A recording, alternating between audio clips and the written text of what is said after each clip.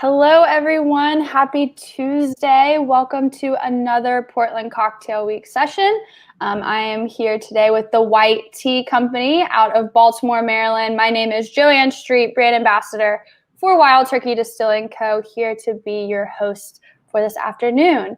I hope everyone is enjoying spring weather, whatever that may be, wherever you are coming to us across the country or the world or wherever that is today.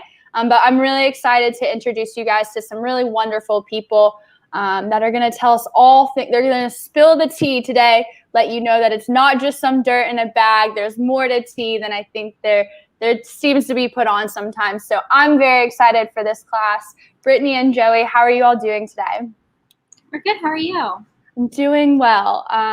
Like I said, I'm very excited. A lot of people may know this by now, but I'm personally not a big coffee drinker. I know Brittany and I kind of share that similar aspect, but we do love bitter things. So maybe one day we'll start drinking coffee. But for me, I'm really excited to hear all the things that you all have to talk about, whether it be tea spirits, infusing or tea syrups, or infusing spirits with tea. They've got a lot of great information. A little bit about them. So they are based out of Baltimore, Maryland, and they're going to bring us a great session behind their loose leaf tea brand and their high quality single origin crafted blends this afternoon. Both of them are very passionate about flavor and experience within cocktails and how tea can easily be relatable to any type of, bar, restaurant, cafe, coffee shop as we start to see cocktails come back to life other than just the classics. So if you guys are coming to us from YouTube or Facebook Live, we're really happy that you're here.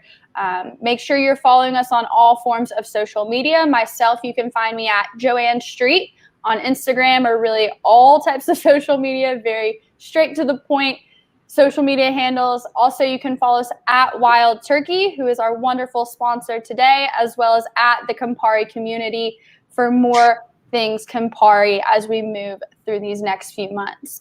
Before I hand it over to Brittany and Joey, I did just want to touch base a little bit about Wild Turkey. So I might be a little bit biased because I get to work with our wonderful bourbons and whiskeys within our brand, but I truly love tea cocktails. Like I said, I'm not someone who's a big coffee drinker, and I really started kind of introducing myself into them last year during the pandemic when we were all kind of stuck at home.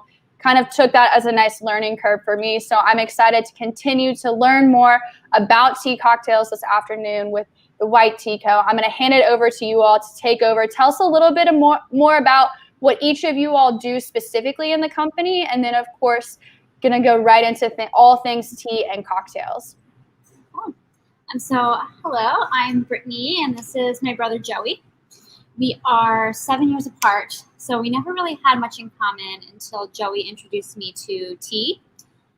And that's really how we became friends. So we started sharing tea at the dining room table and talking about it and making our own blends, and it just kept going from there. And we opened our business in 2015.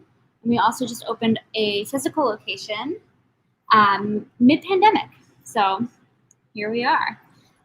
Also, Joey's been working as a bartender for how many years? 6 years. 6 years. So he's got some tea and cocktail experiences, and we serve tea cocktails here at our shop as well. And what else? We make our own tea blends here in Baltimore. Cool. So let's start talking about what tea is in general. So most people consider tea to be sort of anything brewed in water that isn't coffee. But in our industry, tea to us means it means that the leaf comes from comes from the Camellia sinensis plant, and that leaf or those leaves brewed in water makes tea. You can always add other fruits and flowers and herbs and spices to make a blend, but it has to contain the tea leaf to be considered tea unless it's an herbal tea or something we call a tisane. So for the purposes of this class, let's talk about how tea is really similar to wine. And So when you think about wine, which you're probably very familiar with, it comes from, there's a whole bunch of different grapes that can make up wine. It comes from specific regions. The soil has to be a certain type of way.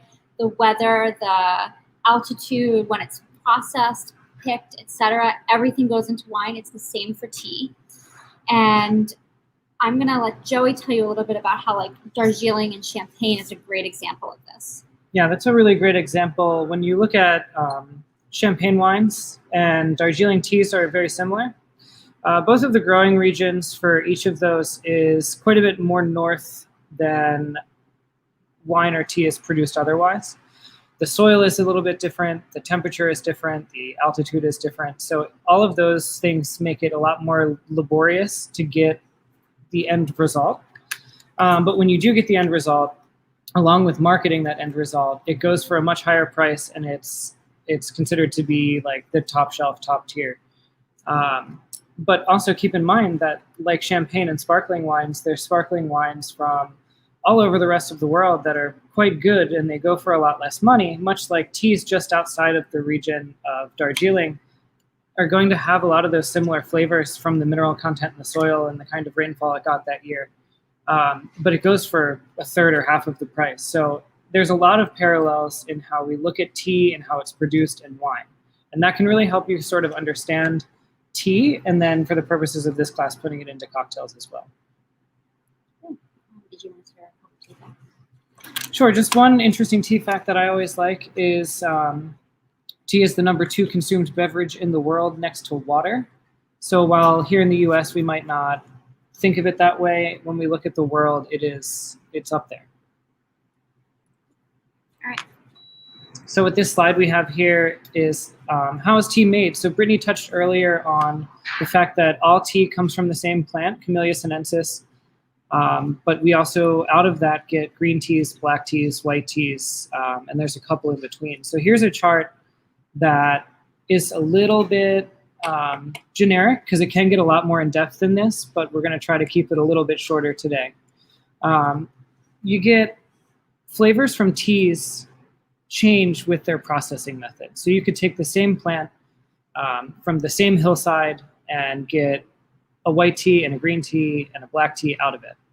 So when you pick the leaves from the tea plant, those fresh leaves that have a high water content are very low in flavor, but have a really high astringency and tannin complex. So they're not great to use just then and there. So it has to go through some processing to get to an end result like you would drink at home or in a restaurant. Withering process is the first up. That's when you take the picked leaves and you let them rest. There's a bunch of ways you can do this, whether you're laying them flat like on a linen sheet, whether it's done in the sun, but it's kept at a pretty warm temperature, and that really allows those chemical compounds in the leaf that are responsible for flavor to come about in the leaf. From there, you're going to go through, most of the time, something that the tea industry calls a Kilgreen process. So there are natural enzymes in the tea leaves when they're fresh that start to break down that leaf, and that's what's going on in that withering process. The Kilgreen process is either pan frying or adding heat of some sort, whether it's through steam or a wood fire or an electric heat source. That kills those enzymes and kind of fixes those flavor compounds in place where they are. For something like a black tea, you would either crush or bruise the leaves. And an example that Brittany really likes to give that I think is nice is when you bite into an apple and you sit it on the counter, that apple starts to oxidize. That's the same process that's going on in the tea leaf when we're making black tea or oolong tea. So that leaf is crushed or bruised, and those juices are allowed to kind of oxidize within the leaf. And then it would go through your pan frying or fixing process to stop it there, and then you'd have your drying process for whether it's white tea, green tea, or black tea.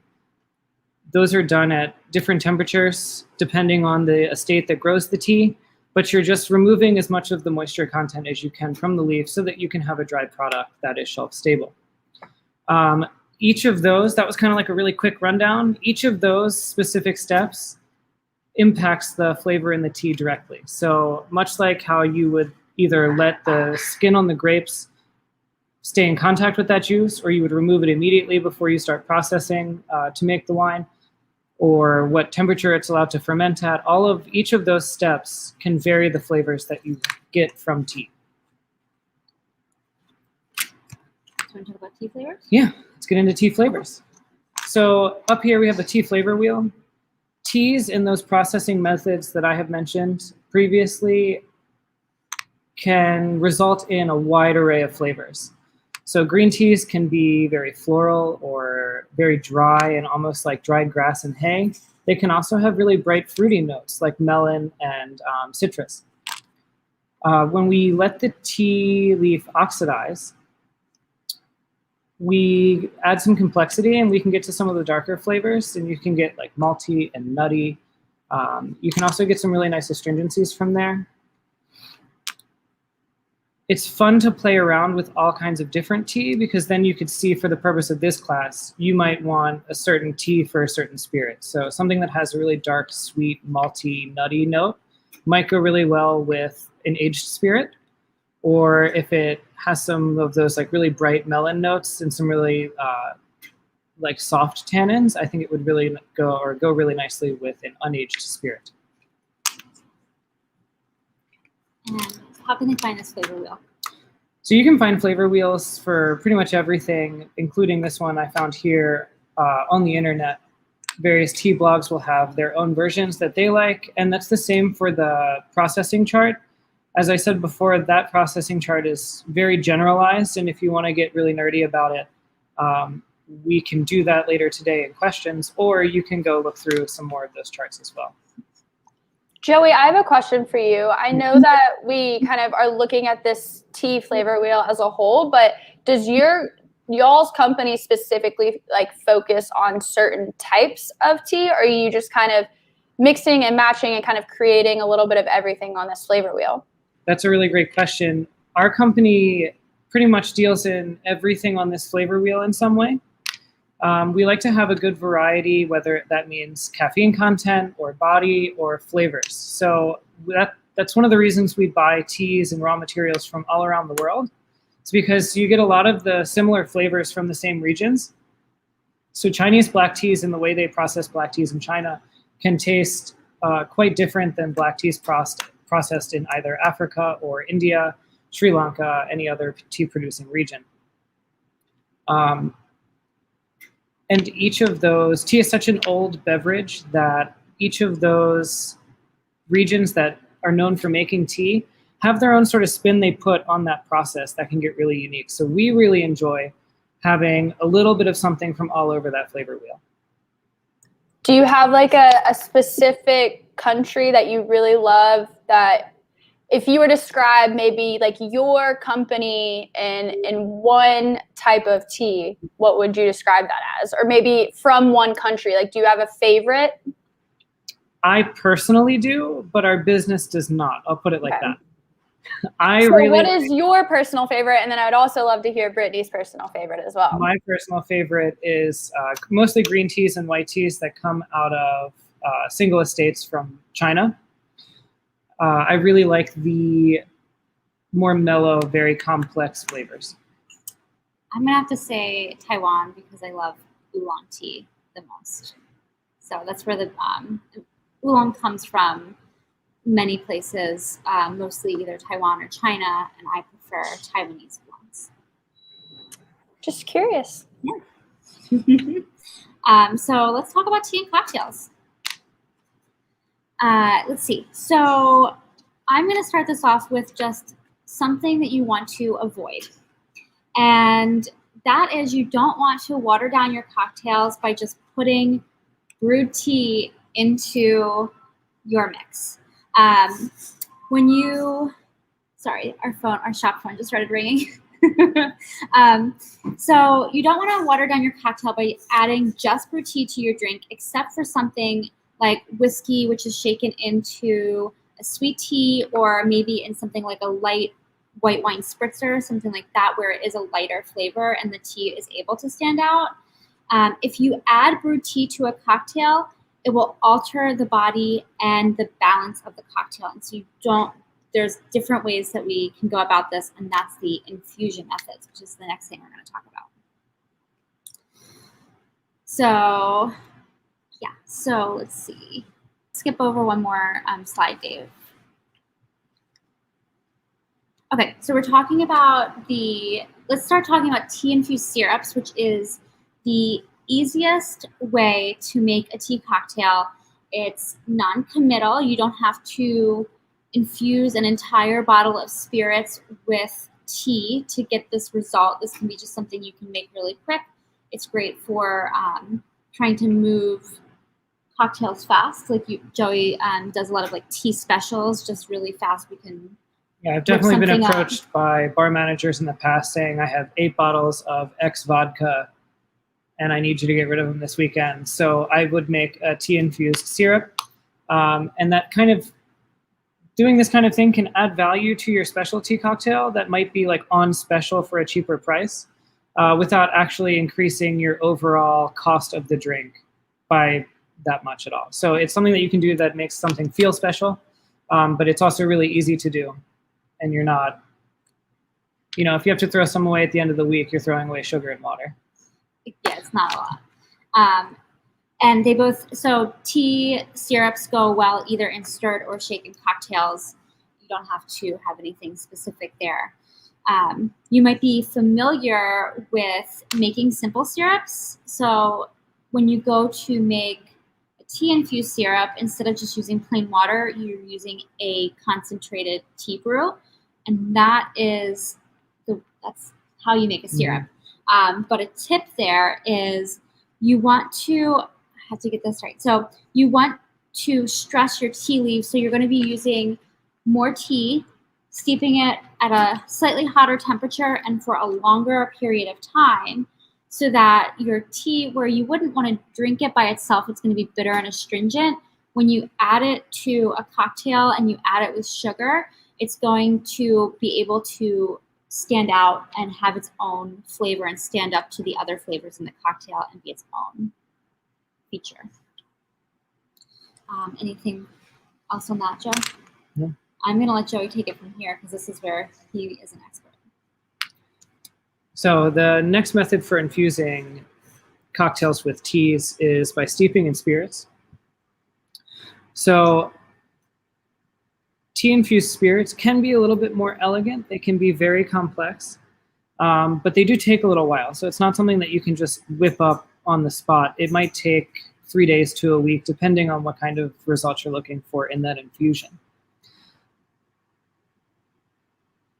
It's a little bit less versatile because once I take this bottle of wild turkey and I infuse it with a tea and maybe others, or maybe a couple other botanicals, it's going to always taste like that. So you have to be sure of your process in advance. It helps to have a plan when you do this kind of thing. It helps to be familiar with your spirit and understanding this spirit has these flavors and these notes, and I think it would go well with this tea. And my suggestion is making like a small batch. So we do like a 1 cup steeped portion. When we infuse tea into spirits, we typically have a longer sit time. So you're going to just be taking your spirit and your tea at room temperature for a day to 5 days, maybe a week, and letting it sit like that in a closed vessel. I would check it every day probably, because the thing to look out for when you're doing this type of process is alcohol extracts flavors very well. And that means it also extracts the tannins and bittering flavors that come from tea naturally. So if this goes too long, you could end up with a very astringent spirit, which may not be necessarily a bad thing. If you're going to have other ingredients in this cocktail that are going to balance that out, that could be very interesting. But it's something to keep in mind when you're doing something that's higher proof, like the 101 bourbon we have here. I would test it about every day just to make sure that you're getting the flavor you want to come through, but not too many of those bittering notes. Is there a certain ratio that you use? So for example, my coworker makes a really great hot toddy by using like an orange and spice tea to infuse into the 101, right? Cool. My version of doing that little last minute was like going to the store, buying a tea bag and just like infusing like a small jar of Wild Turkey 101, right? So say I put like 2 or 3 tea bags in there, like is there a sense of too much? Is there like a happy ratio when you're infusing, you know, different spirits? You know, like you said, spirits take in, especially whiskey takes in a lot of flavor. Yeah, that's a great question. I would typically stick to, so all the tea we do here is loose. So I don't have any actual like tea bags, but it's really easy to weigh or use like a teaspoon or tablespoon measuring unit. I would say for the purposes of using spirits, I would stick to like a 5 or 6 grams per 8-ounce cup. And so that's 5 or 6 grams of dried weight tea, and then pour 1 cup over that. And that's about the size I would do a test batch for. I don't think you're going to have any inherently negative results from doing more than that, but I think it just comes down to using too much and making sure that you're not wasting tea or money or your time so that you can have the best results when you do decide to scale up. And you were talking a little bit about how you see like the perfect infusion period for when you're infusing spirits with tea being, you know, 5 to 7 days is what you said? It can be, yes. It depends on the tea that you're using and the spirit. But I like it a little bit lighter because I don't like to add too much of those tannins. So I like mine around 2 to 3 days. But especially if you're going to be adding like a fortified wine or something that's sweeter, or other sugars or fruit juices, you could definitely let it go that 7 days or more. And then one last question just for my own curiosity. Do different spirits, do infusion process with different spirits take shorter, longer? Any notes on that? Yes. It's not necessarily the different spirit itself. It's more the proof. So the alcohol content of your spirit is going to influence your steep time. Something like 101 is going to be relatively fast, and that's something I would personally keep to maybe 3-4 days. But something that's maybe 40% alcohol or less is going to be able to hit a longer steep time without pulling those very bitter flavors. So that's actually what I was going to talk about next. That's a great transition. I've also done steeps into like fortified wines and liqueurs and cordials, something that has a lesser alcohol content and maybe more of its own flavor. Those can sit for a lot longer, and you can get a lot more of the tea flavors without the bitterness coming through so quickly. Great, thank you. Absolutely. There is a way, if you have the tools and the time and know-how to do, I don't know if any of you are familiar with doing pressurized steeps.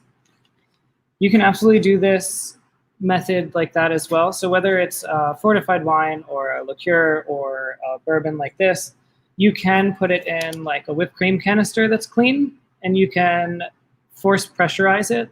And that will break down the cell walls and the tea leaf and any of your other herbs and botanicals a lot faster. So if you need to like whip up a batch really quickly because you need, you ran out and you need it now, that takes your steep time down to like 20 minutes to 2 hours. So if you have the ability to do that tools-wise, that's another great way you can do that faster.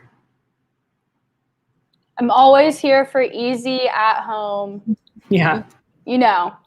Less dishes, the better. Right. So the next way we use tea infusions in cocktails is through bitters. And that's pretty much the same idea as doing infused spirits, but you're going to try to get the highest proof alcohol you can because we want that bittering agent. We want those bitter flavors. And then you would make it just like you would make any other bitters. So while you would add all of your other barks and roots and herbs, I would also add the tea leaf, and then you'd get a really unique color depending on the type of tea that you would use. And you could also get some really unique flavors in that as well. So the way we all think about bitters is like the spice to your cocktail, right?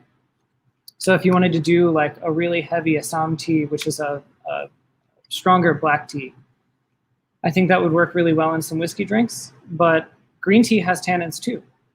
So I think if you were doing an unaged spirit and you wanted to make a lighter bitters that incorporated a green tea or a white tea, maybe even one of the Taiwanese oolong teas, I think that would be a really unique, fun spin on some like more springtime summer drinks.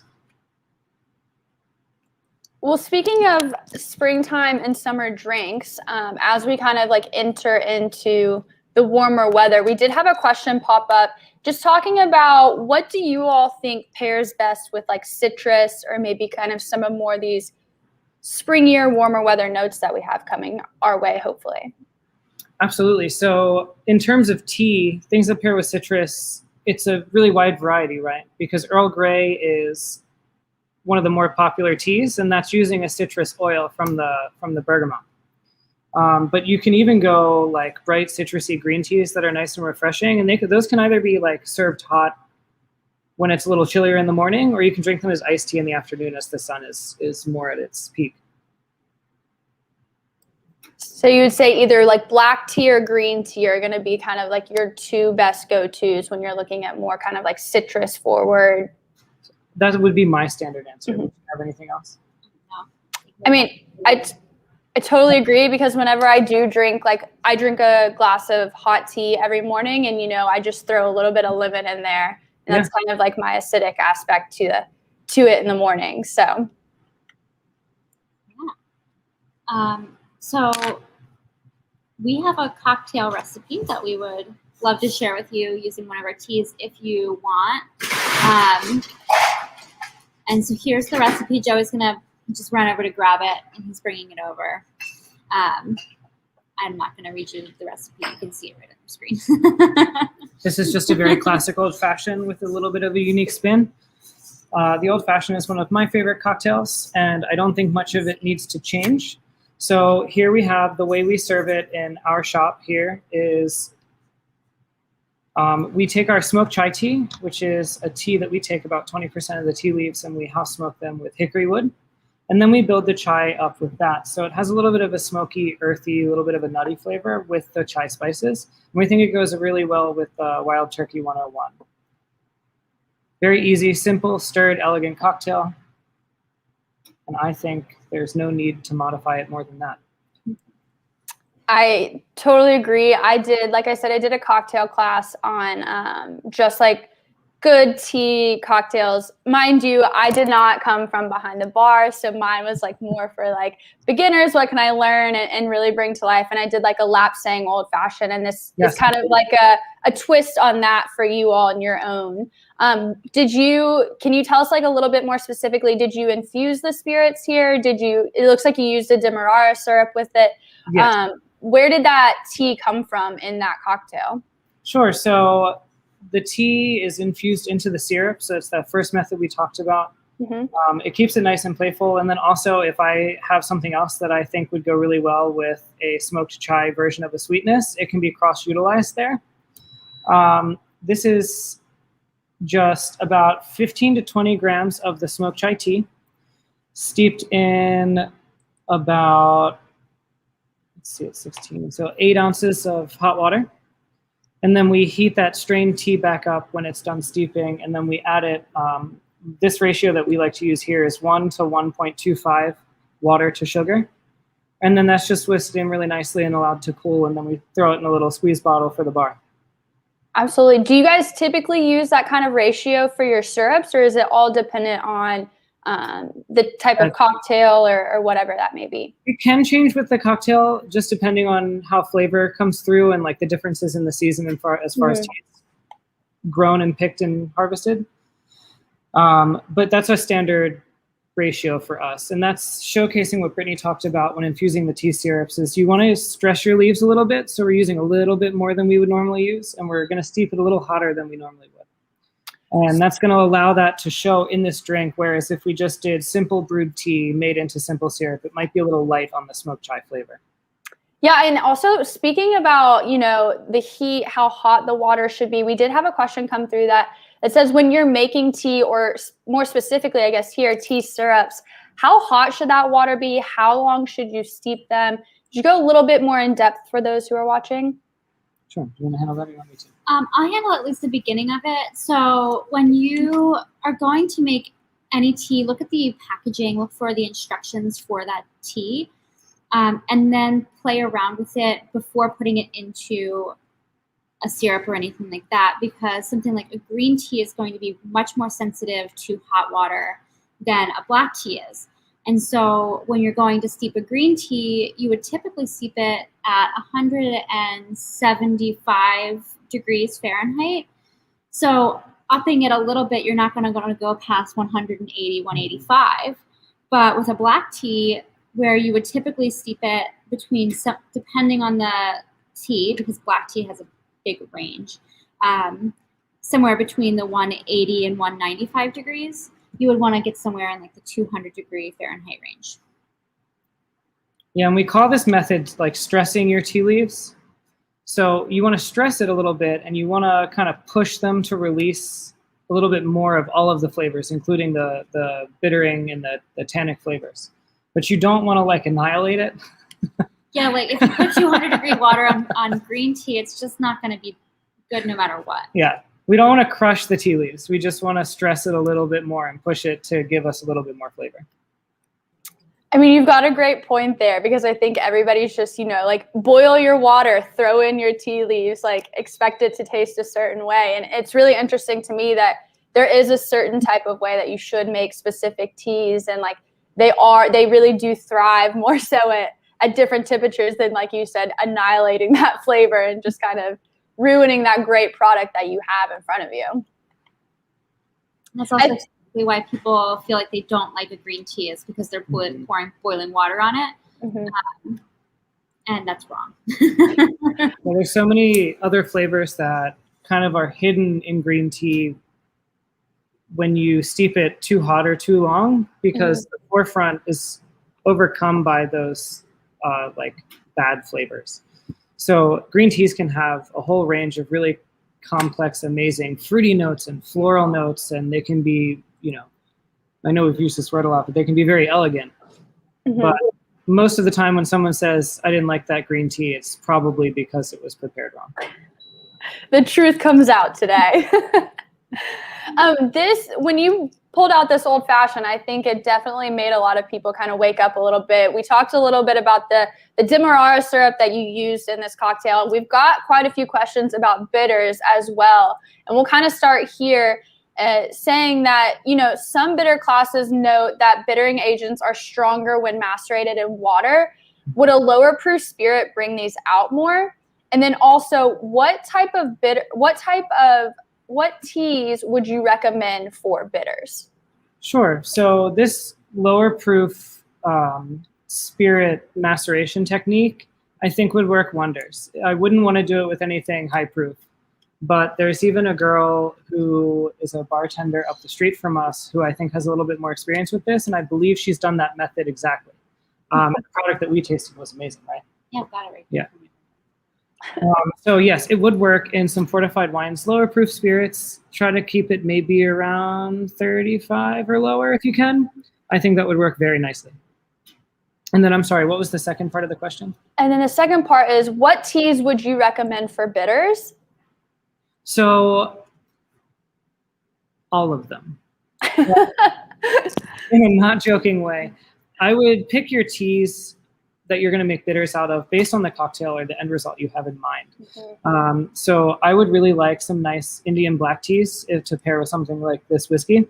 But if you're going to do it with an unaged spirit, or maybe you're doing even like more of an aperitif type cocktail, I would really want to play around with the tannins and the bittering flavors in green teas. I think would really showcase there. You want to be complementary with your flavors and your spirits. So as we're adding this bitters spice, you want to tailor it to your end result. So I really like bitters that have been made with darker teas, but I think it's even more interesting when it's done with something a little bit more mild and gentle. Yeah, do you have a favorite recipe that you use or that you've created kind of while experimenting? Frankly, I do not. I don't make bitters as often as some other people I know who are here in our city. I have a favorite recipe that one of our friends used at a bar down the street from us for an Amaro, and that was pretty amazing. Awesome. Here, actually, I can tell you what's in that. She brought us a sample.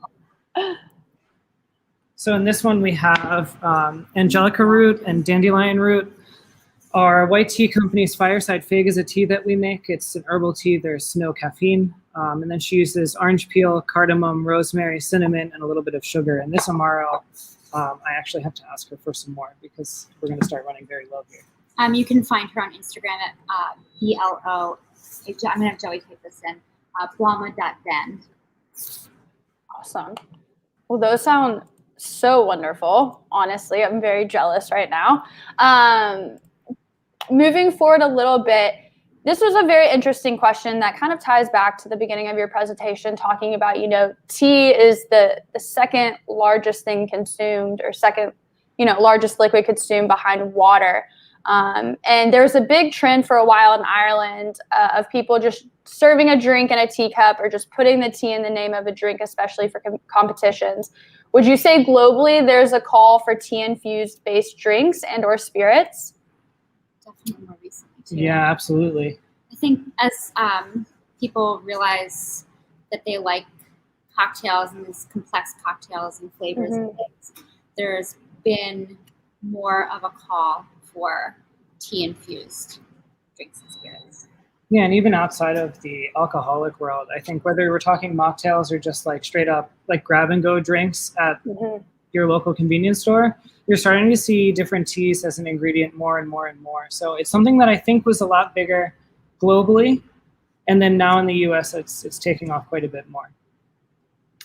Absolutely. I think even when we talk about kind of like the hot toddy side of things with tea and like cocktails, and I know for me and like a lot of people, maybe like a lot of consumers, is tea is so easily used and infused in syrups and in spirits that it was kind of a nice way to maybe change up that simple classic cocktail that you're making at home, whether it be in an old fashioned or Manhattan or whatever that may be, just infusing some whiskey for a few days or creating a super easy syrup as well. It was just a nice way to kind of like change up that cocktail, but still, like you said, with the old fashioned, kind of maintaining those specs of a classic as well.